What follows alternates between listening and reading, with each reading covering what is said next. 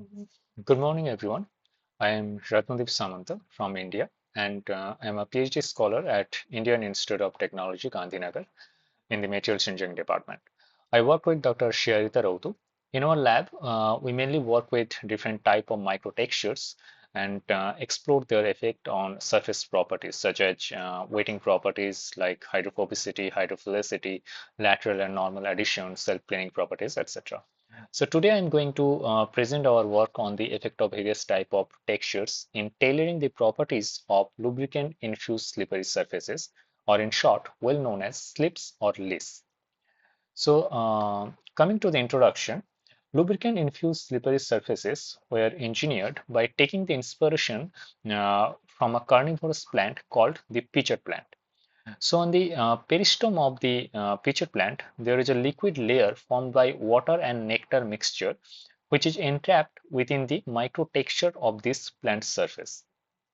So whenever some insects fall into this pitcher and they try to climb up, they fail to do so because the oil present on their feet is repelled by the entrapped liquid layer.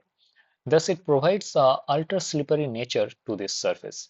So, inspired by this, engineers have developed these liquid repellent surfaces where a lubricant is entrapped within a micro or nano textured surface to provide repellency to other liquids that are not miscible with the lubricant.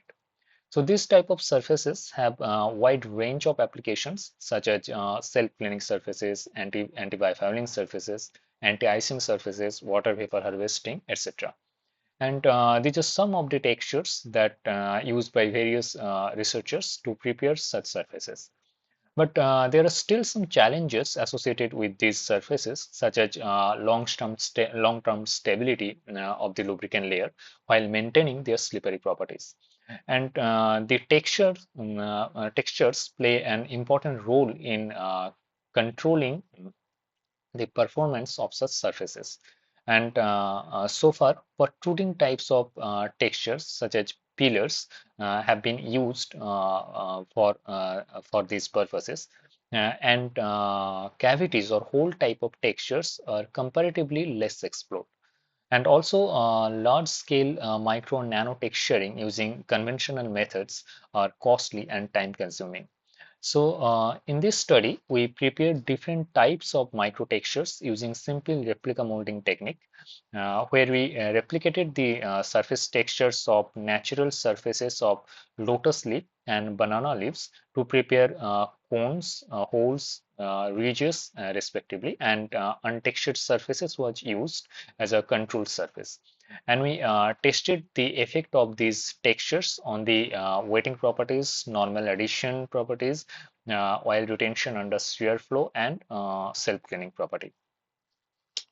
So now coming to the specimen preparation and topographic characterization.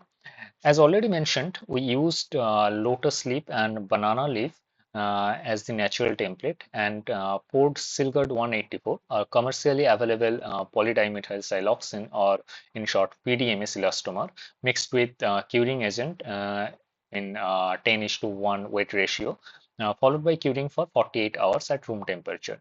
And after curing, we peeled off the solid PDMS from the leaf surface and get the negative impression of the surface texture of the leaves.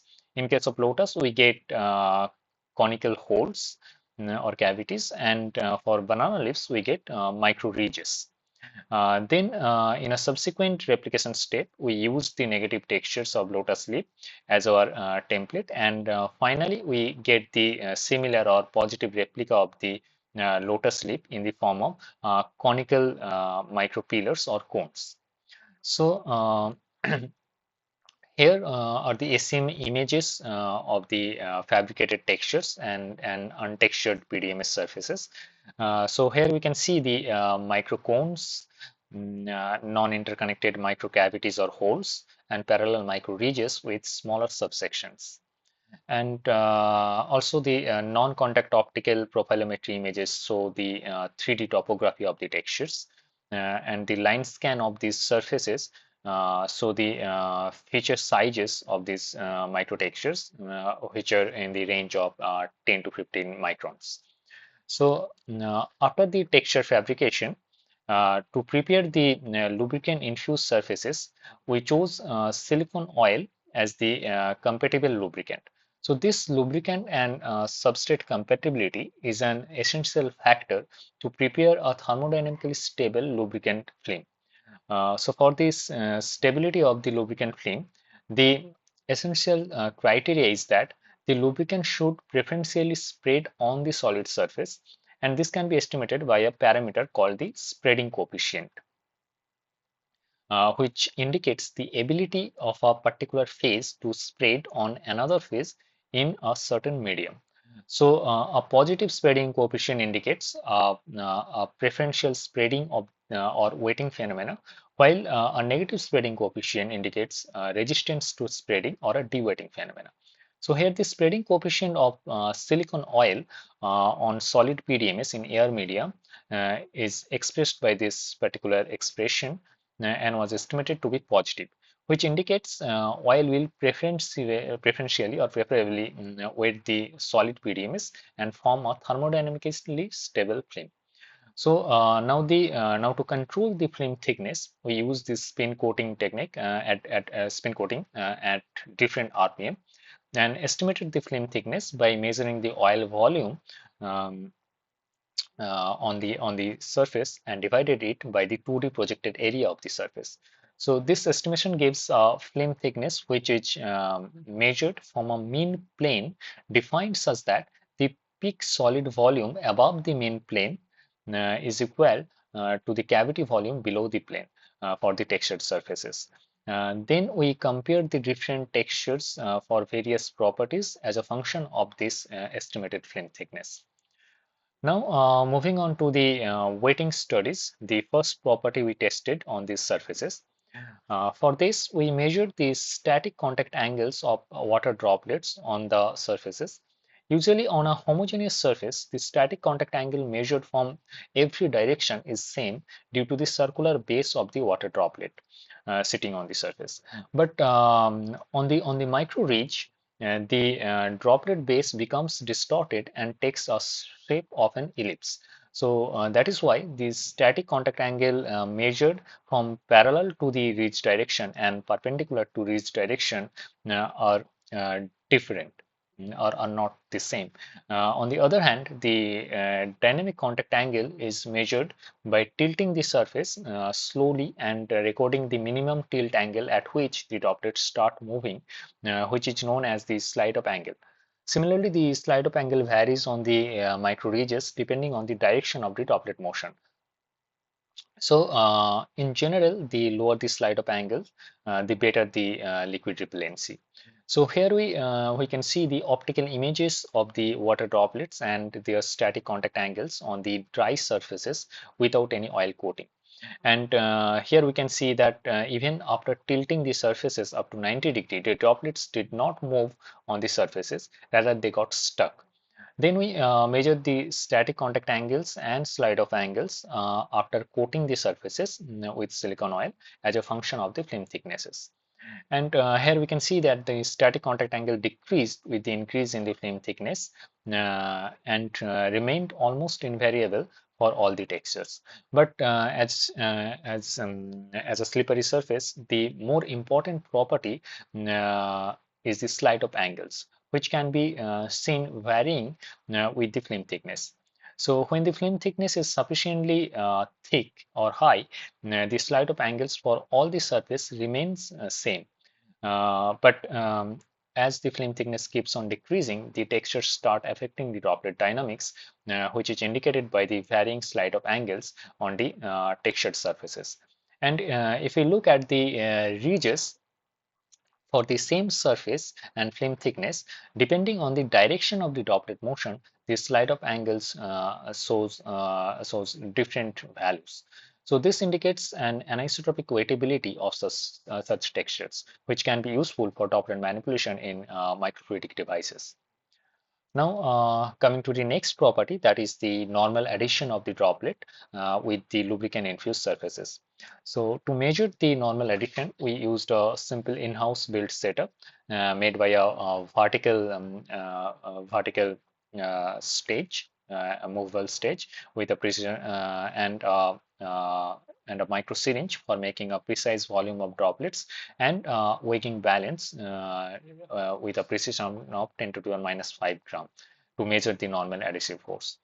The measurement process is simple, where we suspended a water droplet of approximately 5 microliter from a 1.5 diameter needle that slowly approaches the substrate, and the balance goes to a negative values as soon as the droplet touch the surface due to the droplet surface addition in upward direction.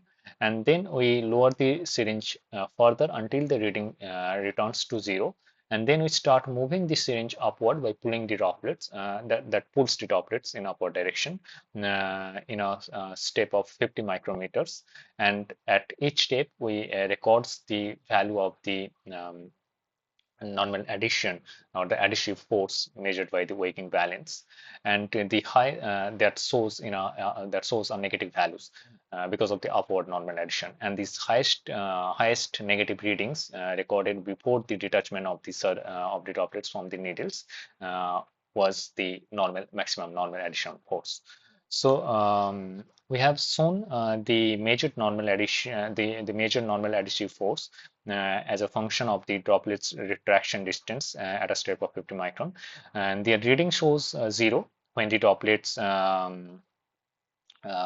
rest on the surface, and the readings start to increase as we start pulling the droplets upwards, and the reading goes back to 0 again after detachment of the droplets from the needle. So the highest reading indicates the maximum normal addition. We can see on the dye specimen, the untextured surface showed the highest normal addition, which could be due to the maximum water solid contact area underneath the droplet. Now, this water solid contact area is supposed to decrease in whole textures, and hence offer a lower normal addition but than the cones. But we observed a higher normal addition for the holes as well, which we hypothesize is due to a particular phenomena at the water-solid interface. So on the holes, the water-air interface takes a concave shape, but during cooling of the droplet, this interface changes its shape to convex. And due to this meniscus inversion, the Laplace pressure increased, and that is reflected in the increased normal addition. But on the other hand, when we coat these textures with silicone oil, the cavities are filled with oil, and there is no such meniscus inversions, due to which the lubricant infused holes showed the least normal addition. Next, another important property was tested, which is the oil retention capability of these textures under turbulent shear flow. So for this, we used a custom-built setup where we fixed the oil-coated specimen at an angle of 45 degrees and introduced a turbulent shear flow of water for 20 minutes. The Reynolds number is calculated using the standard formula, which was 6129. That indicates turbulent flow.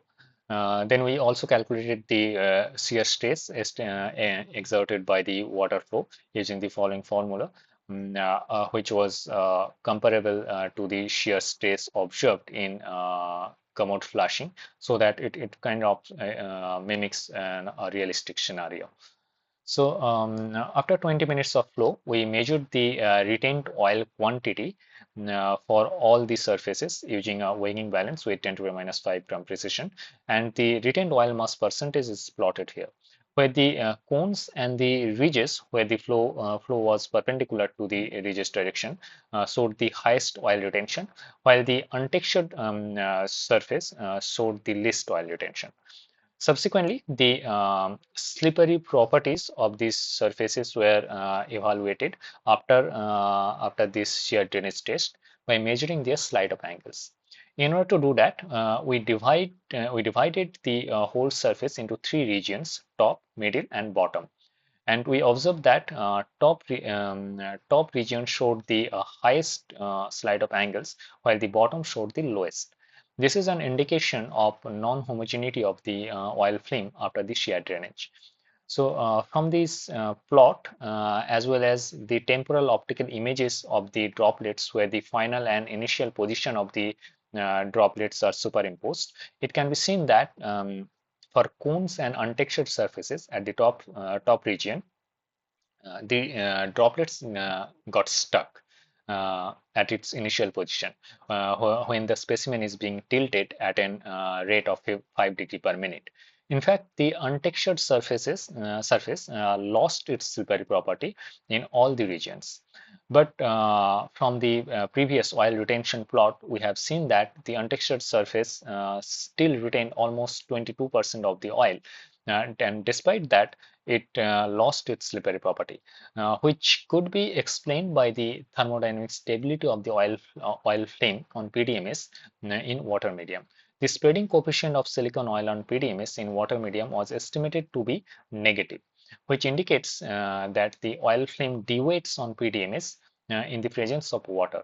And exposed solid PDMS due to the direct contact of water PDMS, the droplet gets stuck on the exposed cones and untextured surfaces, while the oil get entrapped within the holes and subsections of the micro ridges that enables them to retain their slippery properties after the shear drainage.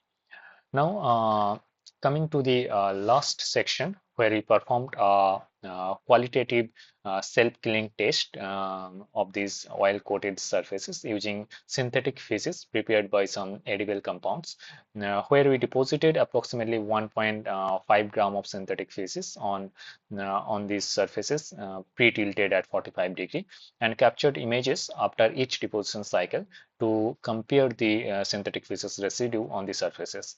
And we can see that the micro ridges showcased the best self-cleaning property, followed by the micro holes. So now in the conclusion, we have summarized the tested properties and the best performing textures. This indicates that the appropriate texture design, by appropriate texture design, we can tailor the properties of the lubricant infused slippery surfaces for real life applications. For more details of these studies, the audience can refer to these two publications, one of which is already published and another one is under review.